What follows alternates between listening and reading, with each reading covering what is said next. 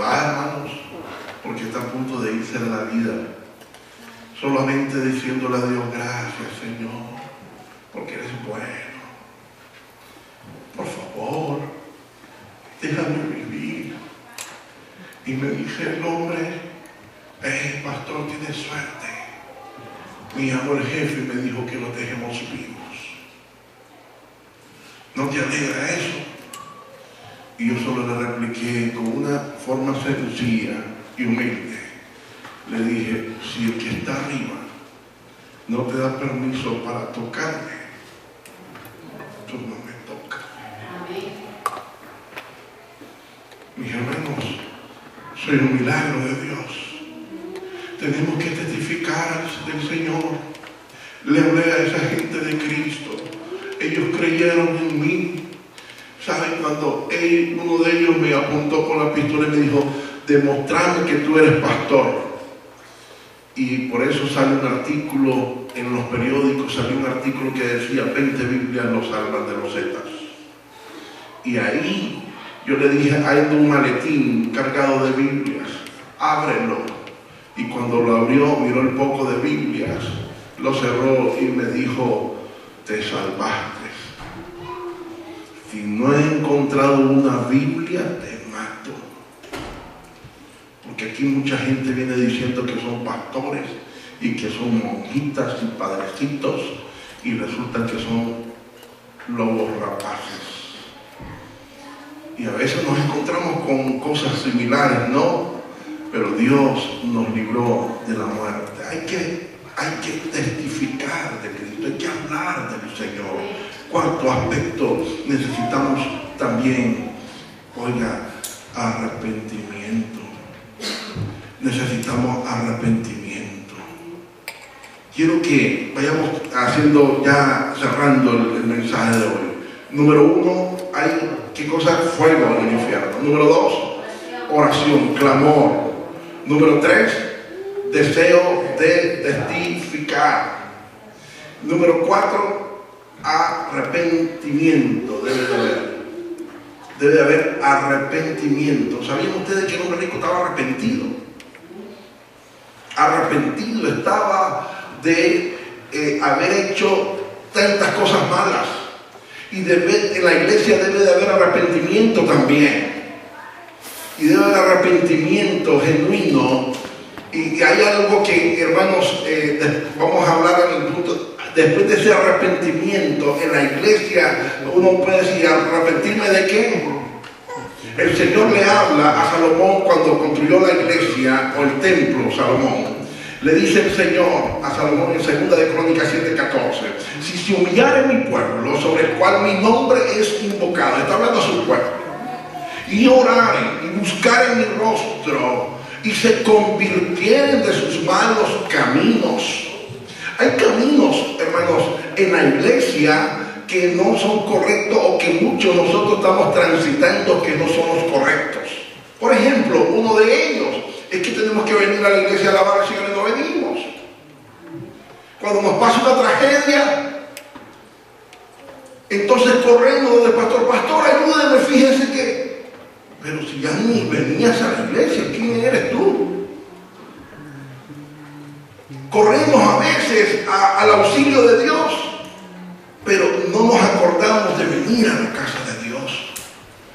Venimos a la casa de Dios y a veces le somos infieles, no solamente en diezmos y ofrendas, sino también somos infieles con un hermano y el otro. No nos saludamos, pasamos de lejos y no miramos a veces la necesidad del hermano o de la hermana. Somos egocéntricos, somos a veces envidiosos. Hermano, y eso no estoy diciendo que pasa aquí, eso más allá en la iglesia donde yo estoy pastoreando en Nicaragua, no se apuren, hermanos. Pero por eso debe haber arrepentimiento genuino. Pero hay otra cosa que la número 6, y es sed. En el infierno hay una sed insaciable. ¿Se acuerdan del rico que le dijo: Señor, envía a Lázaro para que moje mi dedo y refresque mi lengua? Debe haber una sed, iglesia. por oír la palabra de Dios. Debe haber una sed por leer, estudiar la palabra de Dios. Mis hermanos, yo estoy en pie y le doy gracias a mi padre carnal que murió hace 12 años, porque él me enseñó la palabra de Dios. Y si, oigan, si ustedes le enseñaran a sus hijos de la manera que me enseñó a mí, oh, válgame el Señor, hermanos. Mi papá, cuando yo iba a jugar, él me decía cuánto tiempo iba a jugar. Y si me quedaba viendo televisión, viendo los muñequitos, decíamos en aquel entonces, él medía el tiempo que estábamos en la televisión. Estuviste viendo 3 horas televisión, ¿ok? Ven para acá. Y mi hermano y yo, que somos gemelos, agárrame la Biblia y me van a leer 3 horas de Biblia. Miren, yo les aconsejo, padres de familias, no seamos alcahuetes o alcahuetos con nuestros hijos. Que jueguen lo que quieran jugar. Vamos, hagan una prueba. Que quieren estar ellos con su iPad viendo películas y todo, ok. Mira todo lo que tú quieras y mira el tiempo. 2 horas, ok, ándale, como dijo aquel. Y después de las 2 horas, póngalo a leer la Biblia. A mí me encantaba el ajedrez y un jueguito de ajedrez, por favor. Pasaba jugando a veces 6 horas ajedrez. Qué chulada.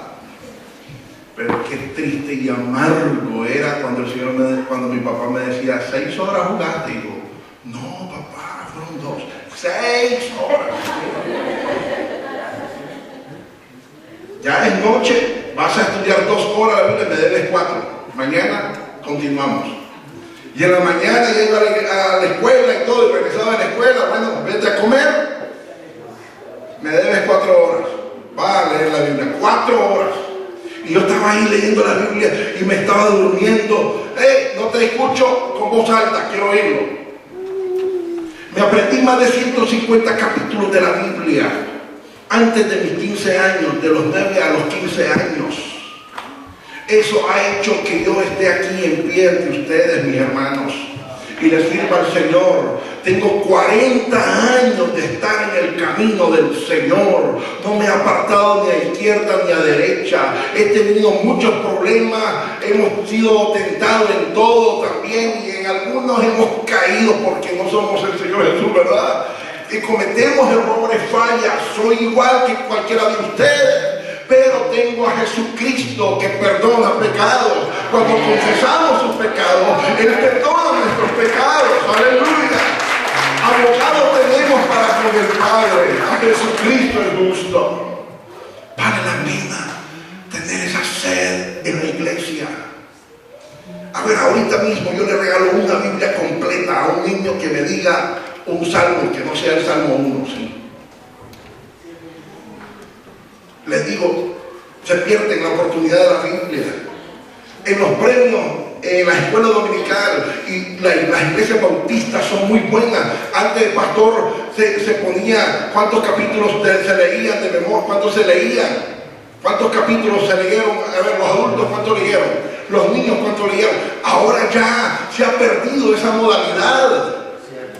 Hay que volver a la senda antigua, mis hermanos. Hay que leer la Biblia, hay que comprar una Biblia, hay que regalar una Biblia.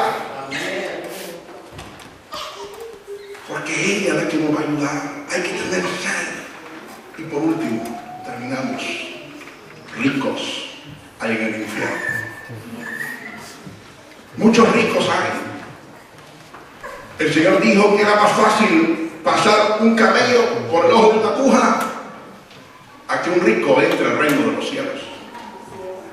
Cuando se habla del ojo de una aguja, aclaro, el ojo de una aguja es como una perforación en esa pared de la mitad hacia abajo en forma de círculo, como un diámetro de 1 metro, y a unos 50 centímetros comenzaba el círculo. En Jerusalén, que había una cantidad de puertas, entonces para poder cruzar de una puerta a otra, había senderos que podía pasar la gente y a eso se le llamaban ojo de aguja. Entonces los camellos no podían pasar por el ojo de esa aguja, sino que la gente tenía que meter primeramente un pie, se formaba, bueno, para mí iba a ser difícil, ¿verdad? Pero siempre, yo tendría que cruzarme así, solo, ¿verdad? Pero el camello iba a ser imposible. El camello tenía que pasar por la cuerda. Y a ese ojo de aguja se está refiriendo. No se imagina que es el ojo de una aguja de tejer, ¿verdad? No. Pero así, aún un ojo de una aguja, es difícil que un camello, o imposible que un camello, había que cortarle las patas al camello y la joroba para que pase. En cambio yo, pues ustedes me han hecho una fuercecita, uno del otro lado y otro, y me empujan y yo paso. Qué único entre el reino de los cielos. Ahora pregunto,